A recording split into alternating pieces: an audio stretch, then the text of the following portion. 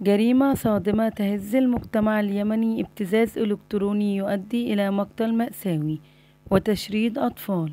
منال خالد عبده تبلغ من العمر 24 عام، من عزلة بني سرية مديرية شرع بالرونة، وزوجها هو إدريس عبد الله مهيوب من قرية خشاع بني عزلة بني وهبان مديرية شرع بالسلام، ولهما طفل وطفلة. كانت منال تسكن في الحوبان وزوجها مغترب في السعودية، وقبل نحو 3 سنوات أدخلها زوجها إلى السعودية لتسكن معه هناك. وبحكم إقامة منال سابقا في الحوبان وتنقلها ما بين أسرتها في شرع وإقامتها بالمدينة، تعرفت على سائق صالون من قريتها ويدعى ياسر أحمد محمد الطويل، ويعرف في الفيسبوك باسم ياسر الطويل، ويشتغل بسيارته لنقل الركاب والمراسلات بين الحوبان وإب ومنطقة بني سرية في الرونة. وبعد مغادرة منال الحوبان والانتقال إلى السعودية، ظل ياسر الطويل يتواصل معها، وتطور التواصل إلى اتصالات بينهما عبر الإيمو، وربما العلاقة متبادلة فيما بينهما أو لتواصل عادي، سؤال وجواب حول البلاد، وحوالات ورسائل إلى أسرتها كباقي سائقي سيارات المراسلات. ياسر الطويل شخصية رخيصة وواطي، استغل التواصل عبر الإيمو لإلقاء صورة للبنت منال واحتفظ بها في جواله، وبعد فترة بدأ يرسل لها بعض الصور ويهددها بأنه سوف يرسل صورها لزوجها وأسرتها ويفضحها، وإذا لم تنفذ طلباته الشخصية والابتزاز المالي. والأكثر من مرة حولت له فلوس مقابل حذف الصور، ولكنه زاد فيه الطمع، ورغم امتلاكه ل3 سيارات و2 صالون، إلا أنه استغل ضعف هذه البنت فزادت طلباته.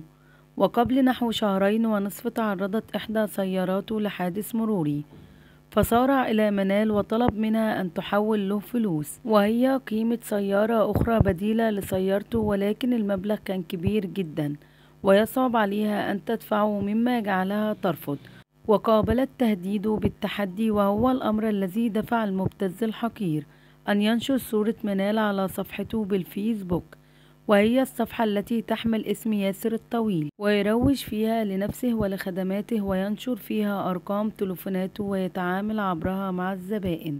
وبالفعل نشر صورة منال وكتب عليها: مشتاق لمنال أم دلولة، أنه بيدخل السعودية يعتمر وبيزورها في المدينة المنورة عشان يفعل بها بحسب اتفاقه معها، وأنه بيفعل كذا بزوجها.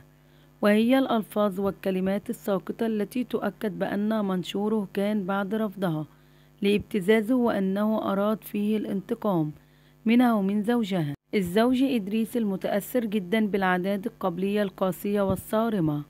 غضب عندما شاهد المنشور وفيه صورة زوجته، فلم يعطي لزوجته فرصة لتوضح له الموضوع لعله يتفهم وليساعدها ضد المبتز الحقير، ولم يكن منه إلا العقاب والخراب.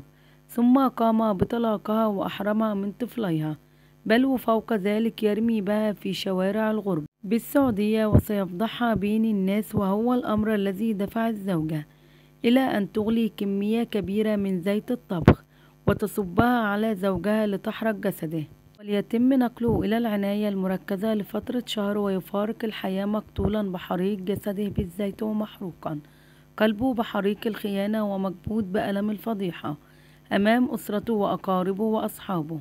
وليتم أيضا الرمي بالزوجة منال في سجون مباحث السعودية بعد فتحها أمام أسرتها وفتح أسرتها أمام المنطقة وأمام العالم بأكمله. المبتز الحقير ياسر الطويل أثناء علمه بما حصل سارع إلى حذف المنشور من صفحته بمحاولة لإخفاء الدليل، ولكنه كان قد سبق له أن استعرض بصورة منال أمام آخرين في الحوبان وفي شراب، وقيل أنه كان يفعل ويفعل معها. بل وفوق كل هذا فكان قد سبق له أن أوضح لأحد أصدقائه بأنه تعمد نشر صورة منال لكي يجعل منها عبرة للنساء الآخرين، الذي يحتفظ هو نفسه بصور لهن وله تواصل معهن كي يسارعن لتنفيذ طلباته عندما يطلب منهن أموال أو ابتزاز شخصي، خوفا من أن يفضحهن كما فضح منال. وهذا الاعتراف مثبت عليه في محاضر تحقيقات النيابة بالحوبان. وتم إلقاء القبض على هذا المبتز في الحوبان، ولكنه كان قد أخفى تليفون اللمس وصارع بالإنكار، وهو الإنكار الذي دوما يتكرر من قبل أي جاني ومتهم. ولكن المنشور المرفق بهذا يؤكد بأن ياسر الطويل هو من نشره، كما أن الدخول عبر الإيميل أو الجيميل لحساب الطويل نفسه من قبل النيابة سيمكن التحقيقات من استرداد كافة محذوفاته. القضية الآن في ملعب أمن ومباحث ونيابة وقضاء الحوبان بأن يحققوا العدالة بالقصاص للضحية إدريس وللزوجة الضحية، والقصاص لطفلين، والقصاص لأسرة الزوج والزوجة، والقصاص لجميع ضحايا الابتزاز.